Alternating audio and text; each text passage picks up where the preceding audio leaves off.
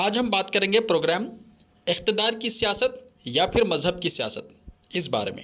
تو ٹاپک شروع کرنے سے پہلے آپ تمام سے گزارش کروں گا کہ ویڈیو کو لائک شیئر کرتے ہوئے ہمارے اس یوٹیوب چینل کو سبسکرائب ضرور کر لیجئے تاکہ ایسی ہی دلچسپ اور معلوماتی ویڈیوز آئندہ بھی آپ کو ملتی رہیں۔ کہنے کو تو وطن عزیز ہندوستان ایک سیکولر ملک ہے، لیکن سیاست خصوصاً انتخابی سیاست میں مذہب کی آمیزش جس تیزی سے بڑھ رہی ہے، سیکولر اور سنجیدہ لوگ فکر مند ہیں۔ وہ سوچنے لگے ہیں کہ آخر ملک کو کیا ہو گیا ہے، وہ کہاں جا رہا ہے؟ کیا عوامی ایشوز کم ہو گئے ہیں یا ملک کے مسائل حل ہو گئے ہیں کہ ان پر بات نہیں ہو رہی ہے؟ ویسے دیکھا جائے تو مذہب کی سیاست نیا معاملہ نہیں ہے، پہلے بھی ہوتی تھی۔ 1980 کی دہائی سے اس میں تیزی آئی اور اب تو ہر پارٹی مذہبی رنگ میں رنگی ہوئی اور مذہب کی سیاست کرتی ہوئی نظر آ رہی ہے۔ لیڈران مذہب کے نام پر تو نہیں، لیکن مذہب کی بنیاد پر ضرور ووٹ مانگتے نظر آ رہے ہیں۔ حکمران جماعت ہو یا اپوزیشن، اس معاملے میں سبھی کا طرز عمل یکساں ہے۔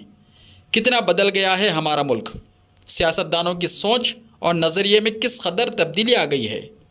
ایک وہ دور تھا جب آزادی کے فوراً بعد 1951 میں ملک کے پہلے صدر جمہوریہ راجندر پرساد کو مشہور سومناتھ مندر کے ایک پروگرام میں مدعو کیا گیا تھا، تو اس وقت کے وزیر اعظم پنڈت جواہر لال نہرو نے نہیں چاہتے تھے کہ صدر جمہوریہ کسی مذہبی پروگرام میں شریک ہوں۔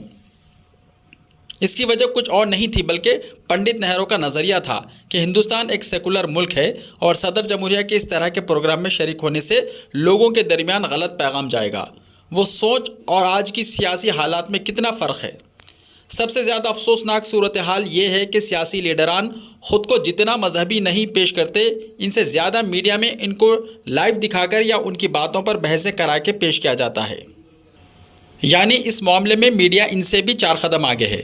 ملک کی سب سے حساس ریاست اتر پردیش میں جیسے جیسے اسمبلی انتخابات کے دن قریب آ رہے ہیں، مذہب کی سیاست لیڈران اور سیاسی پارٹیوں کے لیے اوڑھنا بچھونا بنتی جا رہی ہے۔ ہر ریالی اور جلسے میں لیڈران نہ صرف خود کو سب سے زیادہ مذہبی ثابت کرنے کے لیے کوشش کرتے ہیں، بلکہ ان کے درمیان ایک طرح سے مقابلہ آرائی چل رہی ہے۔ کسی کا نام لینے کی ضرورت نہیں ہے، سب کی سرگرمیاں اور بولیاں یکساں نظر آ رہی ہیں۔ غور طلب امر یہ ہے کہ سبھی لیڈران ایک ہی مذہبی کمیونٹی کی سیاست کر رہے ہیں اور خود کو اس کا حامی اور محافظ ثابت کرنے میں کوئی کسر نہیں چھوڑ رہے ہیں۔ کوئی بھی یہ سوچنے کو تیار نہیں کہ ان کے طرز عمل اور سیاست سے دوسری کمیونٹیز خصوصاً اقلیتوں میں کیا پیغام جائے گا، وہ کیا سوچیں گی اور دنیا میں ہندوستان کی کیا شبیہ بنے گی۔ اس بات سے شاید ہی کوئی انکار کرے کہ مذہب کی سیاست میں ہی ہر پارٹی ہار جیت تلاش کر رہی ہے۔ جہاں حکمران جماعت یہ سوچتی ہے کہ مذہب کی سیاست کے ذریعے ہی اپنے نیا پار لگا سکے گی، وہیں اپوزیشن کو لگتا ہے کہ حکمران جماعت کو ہرانے اور اقتدار حاصل کرنے کی کنجی مذہب ہی ہے اور مذہب کی سیاست کا توڑ مذہب کی سیاست ہے۔ اس لیے وقتی طور پر بھلے لیڈران کبھی کبھی دیگر ایشوز پر بول دیتے ہیں، لیکن بات گھوم پھر کر مذہب پر ہی پہنچتی ہے اور ہر کوئی مذہبی چولا پہنے ہوئے نظر آتا ہے۔ یہ چولا موجودہ دور میں لوگوں کو سب سے زیادہ فریب میں مبتلا کر رہا ہے۔ سب سے بڑی بات یہ ہے کہ مذہب کی سیاست کا رجحان اس قدر بڑھ گیا ہے کہ اب یہ فرق کرنا مشکل ہو گیا ہے کہ کون سی پارٹی سیکولر ہے اور کون غیر سیکولر۔ پوری انتخابی سیاست مذہب کے ارد گرد گھوم رہی ہے، جیسے انتخابی نہیں مذہب کی سیاست ہو رہی ہے۔